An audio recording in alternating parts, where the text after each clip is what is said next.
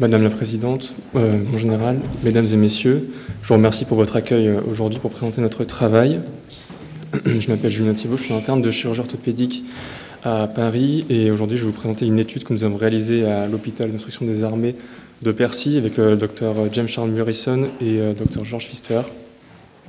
Il s'agit donc d'une étude qui concerne l'évaluation du taux de retour au sport et au travail des patients militaires qui ont été opérés d'une capsulothèse postérieure sous arthroscopie dans le cadre des lésions d'instabilité scapho-lunaire. Ensemble, nous allons revoir rapidement donc, des rappels d'anatomie concernant les instabilités scapho-lunaires, leur survenue, et ensuite nous allons voir au niveau du matériel la technique opératoire que nous avons choisi d'effectuer, les évaluations fonctionnelles que nous avons réalisées auprès de nos patients, et ensuite les résultats ainsi que la discussion. Donc, concernant les instabilités scapho-lunaires, elles constituent la première cause d'instabilité du carpe. Elles surviennent majoritairement sur des traumatismes en hyperextension du poignet avec une supination.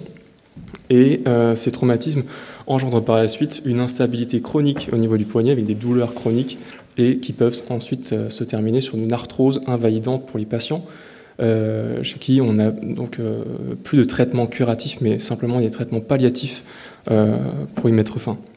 Et donc l'anatomie de cette articulation scapho-lunaire est constituée de deux systèmes principaux. On décrit d'abord le système intrinsèque, qui est donc constitué du ligament scapho-lunaire interosseux, qui lui est formé de trois faisceaux. Sur ces trois faisceaux, on a le faisceau dorsal qui est le principal, le plus épais et richement vascularisé par la capsule postérieure.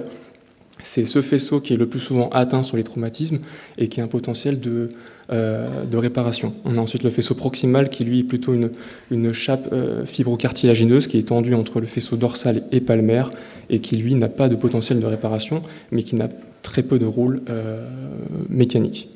Enfin, le faisceau palmaire est lui un peu plus oblique et moins souvent impliqué dans les traumatismes. Sur le réseau extrinsèque, on a tout un ensemble de complexes capsulo-ligamentaires au niveau du poignet qui permettent d'avoir une bonne mobilité au niveau de ces articulations. On a un réseau palmaire et un réseau dorsal. Sur le réseau palmaire, trois principaux ligaments sont à noter, le radioscaphocapitatum et le long et court radiolunaire. Sur la face dorsale qui nous intéresse un peu plus aujourd'hui, on a deux principaux ligaments du système intrinsèque, le dorsal intercarpien et le dorsal radiocarpien. Récemment, sur les études anatomiques et arthroscopiques, en 2013, Van Overstraeten a décrit une nouvelle structure anatomique qui est le DCSS, le Dorsal Capsulo-Scapholunate Septum, un nom compliqué pour décrire une structure qui se tient entre la capsule articulaire postérieure et le faisceau dorsal qu'on a vu précédemment du ligament scapho-lunaire. Cette structure anatomique qu'on voit ici sur les descriptions est tendue en arche et elle fait cette jonction donc, entre le système intrinsèque et extrinsèque. Ces découvertes récentes ont mené à d'autres études qui ont ensuite montré que l'instabilité scapho-lunaire n'était pas seulement due à une atteinte du ligament scapho-lunaire en lui-même, mais parfois aussi à des atteintes isolées du DCSS avec un ligament extrinsèque. Ces autres études ont donc permis aujourd'hui de développer d'autres traitements par rapport à ceux qu'on avait précédemment, comme les ligamentoplasties à ciel ouvert ou les capsulodèses à ciel ouvert. Et donc aujourd'hui, on va voir sur notre étude un traitement arthroscopique qui a été développé par Christophe Matoulin en 2011, qui consiste donc à faire une réparation de cette capsule postérieure avec la jonction donc, du ligament scapho-lunaire.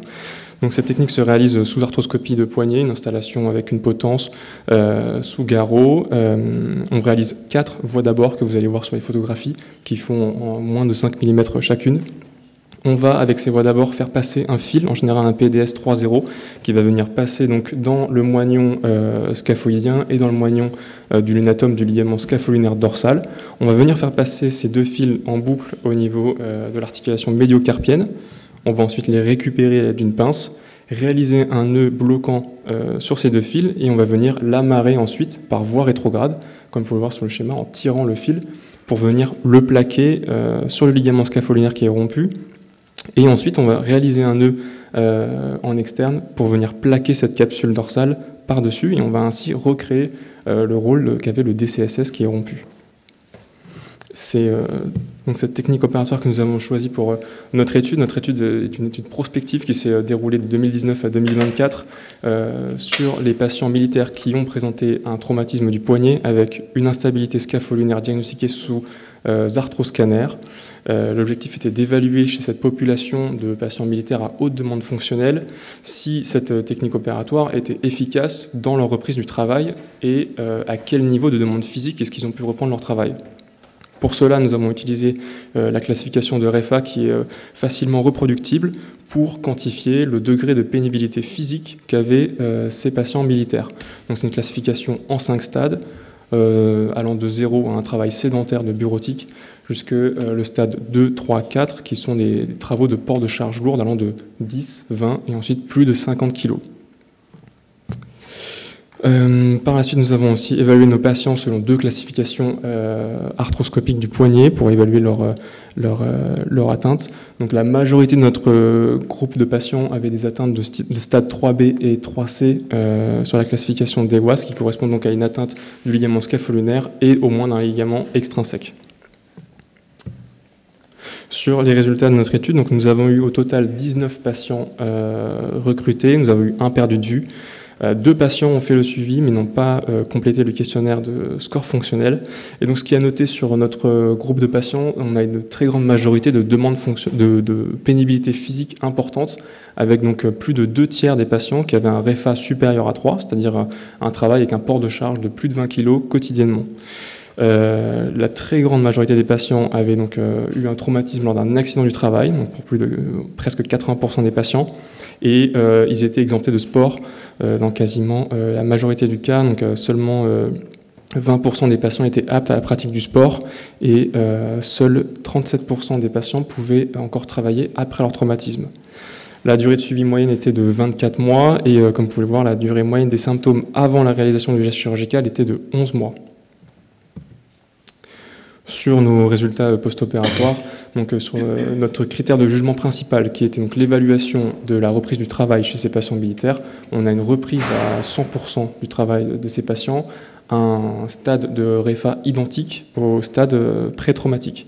Donc tous les patients ont pu reprendre leur travail sans invalidité. Sur les critères de jugement secondaire que nous avons choisis, donc il y avait l'évaluation de la douleur en hyperextension, notamment lors de la réalisation de pompes dont ils sont amenés à faire, qui était très nettement réduite, allant de 6,6 sur 10 à 2,6 en post-opératoire. Donc la douleur est encore présente, mais elle est très significativement réduite, et donc tous les patients ont pu reprendre l'exercice de pompe.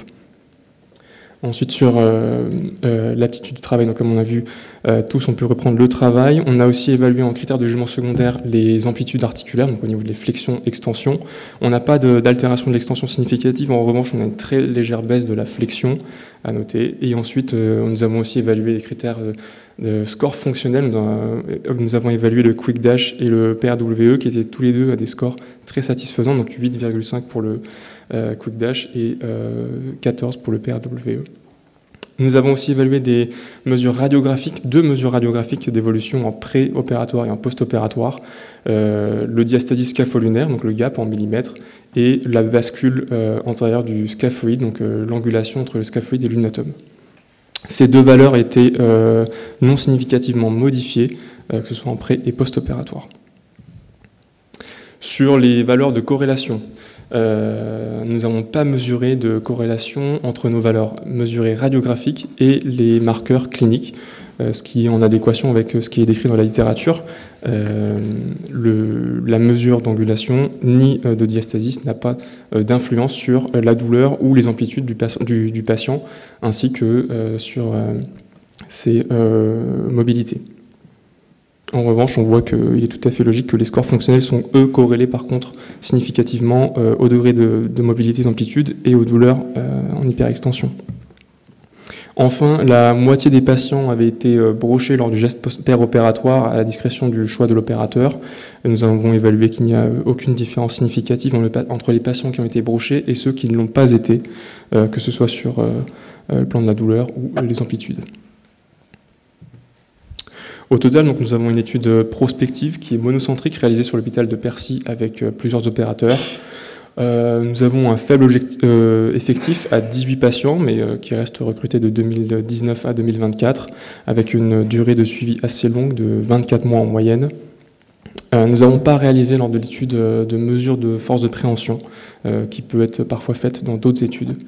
Sur notre critère de jugement principal, on a une reprise du travail qui est complète, avec un même niveau de reprise physique, et sur nos objectifs secondaires, comme nous avons vu précédemment, ils ont pu être tous très satisfaisants. Il est aussi à noter que nous avons remarqué un meilleur résultat fonctionnel chez les patients qui ont une haute demande de travail physique.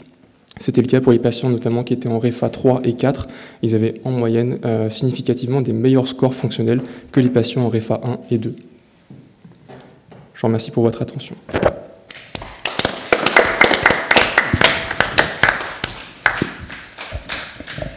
Est-ce qu'il y a des questions, notamment anatomiques? Oui, Jean-Marie. Merci pour cette belle présentation. Vous aviez des schémas là d'arthroscopie de Springer qui étaient très beaux. Donc, bravo pour l'idée, pour le travail. Ma réflexion sera plus d'un point de vue statistique. Puisqu'on est rappelé à l'ordre régulièrement par les différents référis et par les différents spécialistes, on ne peut pas faire de comparaison avec 19 cas. Les tests s'appliquent au minimum avec 30, de principe gaussien, et à l'heure actuelle, les référis imposent quasiment 100. Donc de dire qu'on a un angle de 60,87 degrés, donc là aussi, il faut savoir arrondir. Il faut savoir arrondir à la décimale, ou même à l'unité, ou même à la dizaine. Parce qu'on a 60,87 versus 62,39. Mais quand on regarde, c'est plus ou moins 20 degrés. C'était inscrit. Donc oui. L'écart type est absolument colossal. Ça veut dire qu'en fait, plus ou moins 20 degrés, l'écart type va de 2. Ça fait plus 40 ou moins 40. Ça veut dire qu'on va de moins 10 à 90. Donc, en pratique, je pense que quand on a une étude comme ça, il faut respecter les règles scientifiques et non pas se plier à des tableaux avec des chiffres et des indices de significativité, mais au contraire, dire voilà, on a à peu près 2/3, on a une tendance, et arrondir, bien insister sur cela. C'est-à-dire que des tendances, c'est très difficile, c'est très différent que de vouloir absolument montrer des P inférieurs à 0,001. Donc ça, je crois que c'est vraiment très important, surtout quand c'est un travail prospectif, de différencier ce qui est des tendances, ce qui est des impressions, ce qui sont des pistes de réflexion, et puis de passer presque dans du pseudo-scientifique avec des chiffres hyper précis avec 2 décimales et de faire des tests sur 19 cas. Et en plus, avec 2 réponses en moins, donc c'est sur 17 cas. Et encore, il y en a un, je crois, qui s'enlève, c'est sur 16 cas. En tout cas, c'est très intéressant. Merci. Oui, tout à fait. Vous avez raison, la variabilité interindividuelle est élevée avec un écart type qui est notamment élevé. C'est le principal défaut de notre étude. Donner les valeurs extrêmes, c'est aussi dans ces cas-là, donner le minimum et le maximum, c'est aussi très intéressant. Très bien. Merci, Madame la Présidente. Non, je voulais le féliciter. Et peut-être vous allez continuer cette étude, non, pour avoir plus de significativité, pour faire plaisir à Jean-Marie. C'est tout à fait souhaitable. Le recrutement des patients n'est pas évident parce que ça reste, même si c'est l'instabilité la plus fréquente au niveau du carpe, ça reste relativement rare. Y a-t-il une spécificité chez les militaires de ce type de lésion? Puisque vous avez dit dans votre titre, je crois, le retour au travail des militaires. Et comment faites-vous le diagnostic? C'est un diagnostic uniquement sur la douleur? Comment l'échographie, enfin Alors c'est un diagnostic qui est aussi fait sur l'imagerie avec un arthroscanner chez les patients qui ont des douleurs chroniques du poignet sur lesquelles initialement il n'y a pas de fracture décelée sur les radiographies initiales. Et chez les militaires, y a-t-il une spécificité de ce type de lésion? Je vais répondre si tu veux. Médecin principal Georges Pfister, je suis le tuteur de Julien pour ce qui est son mémoire de DU de chirurgie de la main dont parlait le professeur tout à l'heure. La spécificité du militaire en l'occurrence, c'est que c'est une lésion qui fait des douleurs en hyperextension et les militaires passent une grande partie de leur temps à réaliser des pompes et ça leur fait mal et c'est ça qui les amène en consultation. Donc voilà, c'est pour les pompes alors. C'est pour ça que c'est dans notre critère de jugement secondaire. Bien, merci. Nous allons passer la